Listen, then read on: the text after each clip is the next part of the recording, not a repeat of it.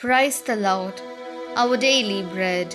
Hebrews chapter 11 verse 1. Now faith is assurance of things hoped for, proof of things not seen.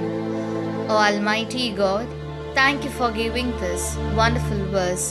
May your presence showers on us. O Lord, faith is the root of life. Without it, we cannot be successful in life. Therefore, bless us to begin this day with the confidence that you have made promises for us, believing in them and believing that those promises will surely come true. We ask this in the name of Jesus Christ. Amen. அன்றாட உணவு. எபிரேயர் அதிகாரம் 11 இறை வார்த்தை 1.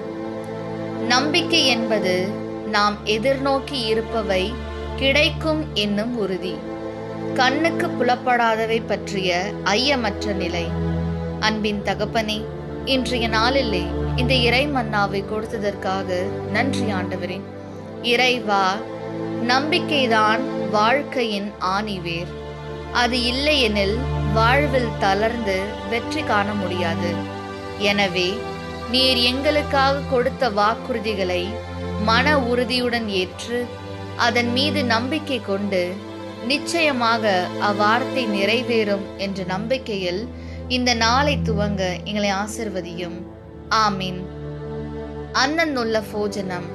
ஹெப்ராயர் 11 அத்தியாயம் 1 വാക്യം.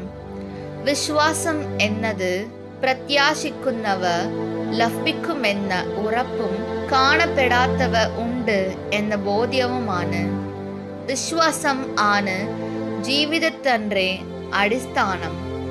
അത് ഇല്ലെങ്കിൽ ജീവിതത്തിൽ വിജയിക്കാൻ പറ്റുകയില്ല. ദൈവമേ, അങ്ങ് ഞങ്ങൾക്ക് നൽകിയ വാഗ്ദാനങ്ങളിൽ ഉറച്ചു വിശ്വസിച്ചുകൊണ്ട് അവ ഞങ്ങളിൽ എന്നും നിറവേറും എന്ന ഉറച്ച വിശ്വാസത്തിൽ ജീവിക്കുവാൻ ഞങ്ങളെ അനുഗ്രഹിക്കണമേ. ആമേൻ.